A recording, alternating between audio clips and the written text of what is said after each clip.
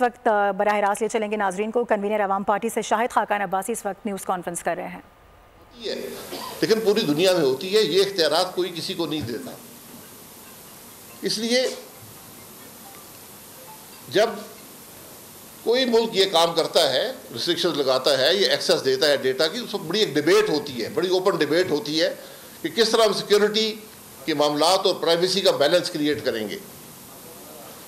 यहाँ पर कोई चेक्स, कोई कंट्रोल्स नहीं है, कोई पूछने वाला नहीं, जो मर्जी करें, ये आपने इजाज़त दे दी है।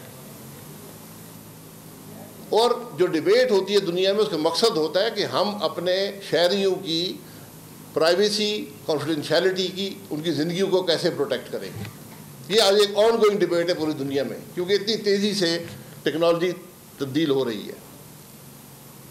दूसरी बात ये है, जिसका जवाब कम से कम इस नोटिफिकेशन में नहीं है, कि आपने ये एविडेंस इकट्ठा कर लिया, क्या ये कानून शहादत के मुताबिक है या उससे मुतसादम है?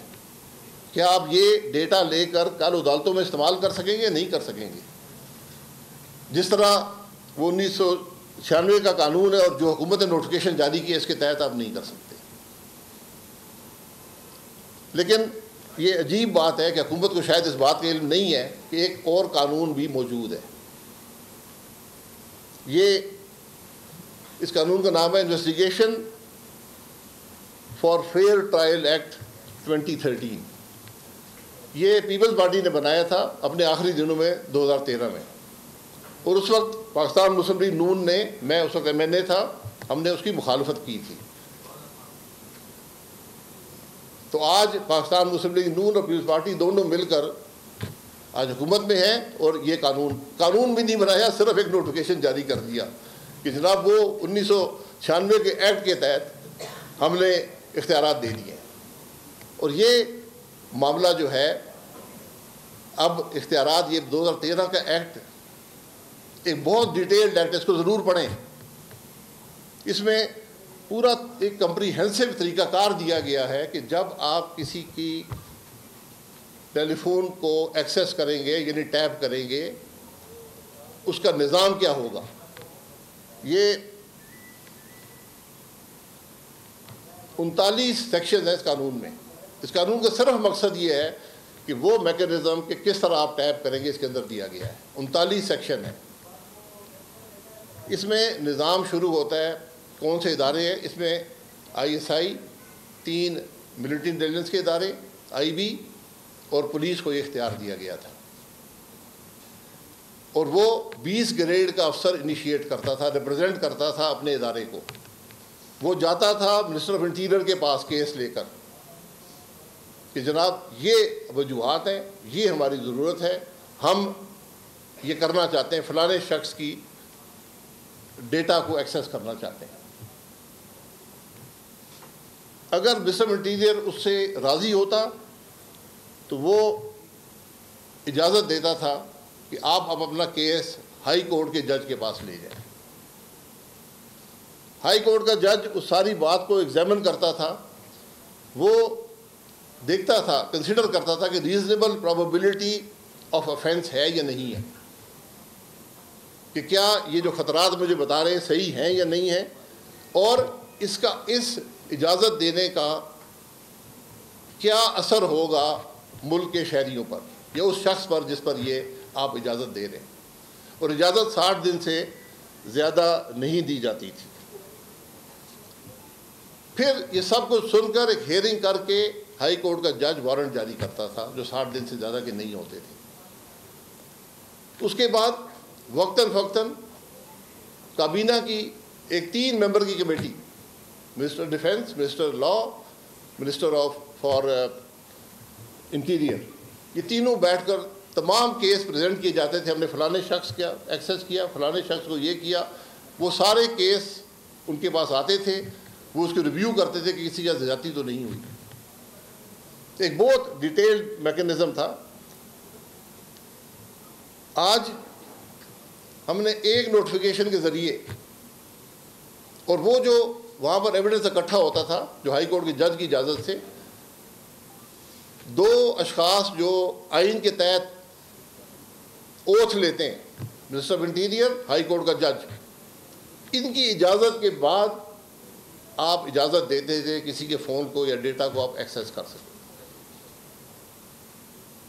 आज आपने एक ग्रेड 18 के अफसर को इख्तियार दे दिया कि वो खुद ही हर चीज़ का तय कर लेगा, हाँ ये मैंने करना है और वो कर ले।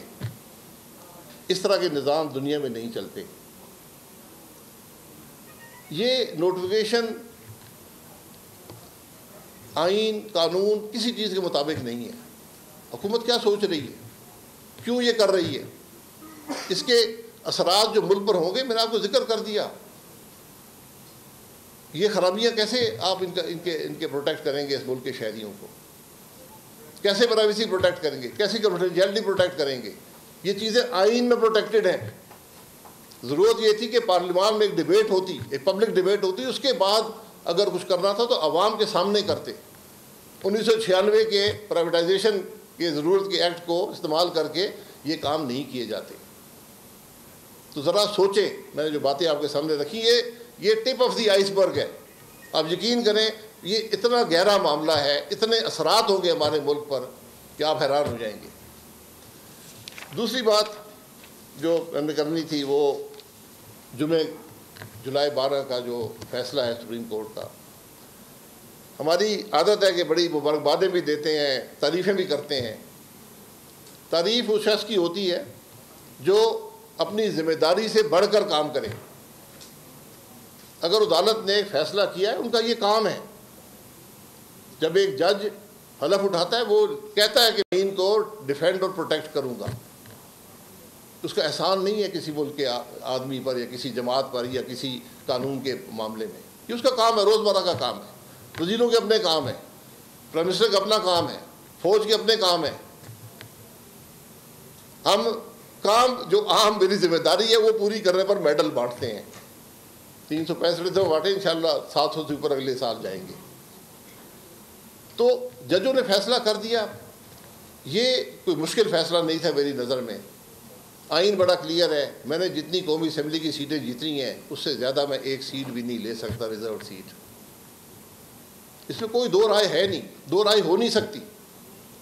और मैं हैरान हूँ कि PMLN और पीपल्स पार्टी जैसी जमातें जो जमहूरी जमातें कहलाती हैं, उनको इस बात का खुद एहसास होना चाहिए था।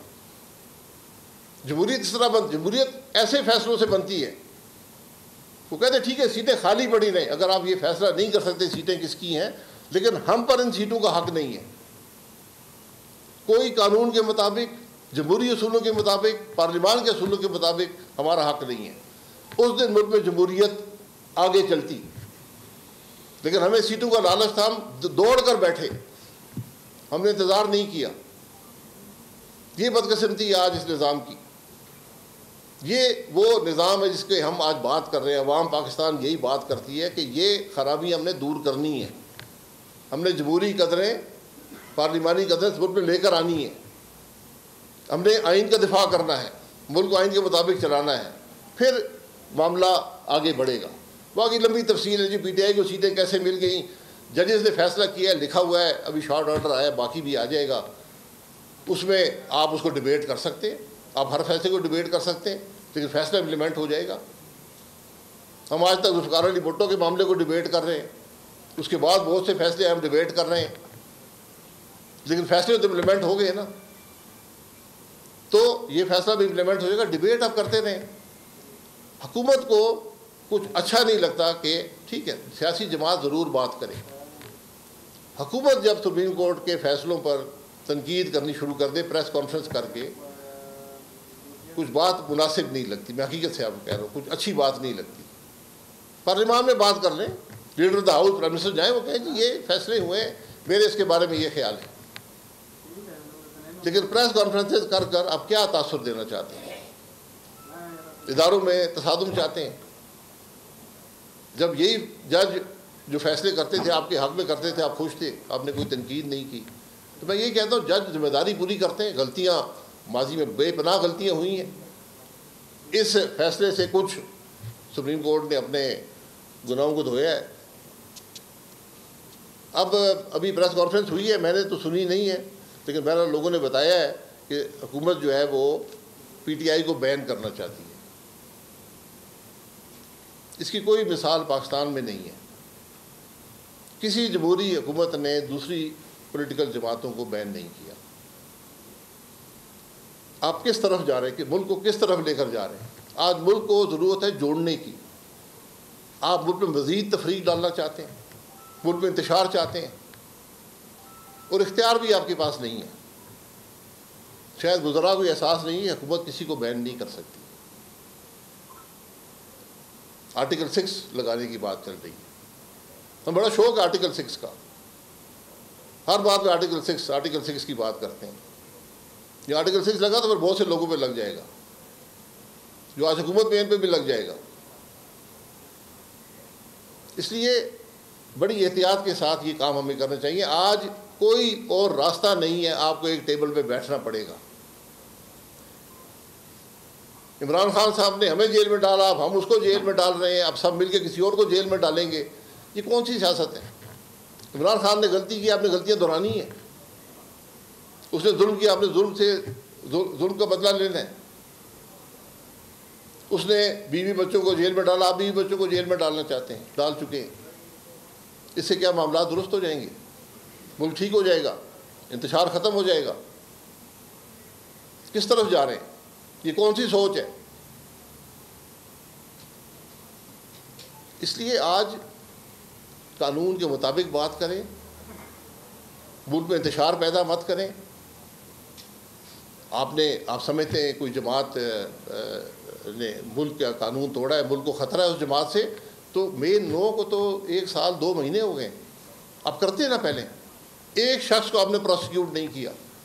हुकूमत की जिम्मेदारी है, फौजी तंसीबात पर हमला हो, आपके पास चॉइस नहीं है कि प्रोसिक्यूट करें या ना करें, आपने प्रोसिक्यूट करना है।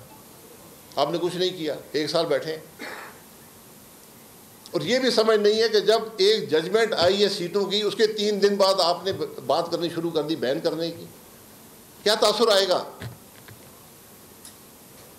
वज़ीर-ए-आज़म साहब ज़रा सोचें, लोग क्या कहेंगे सीटें लेने के लिए आज बैन करना चाहते हैं।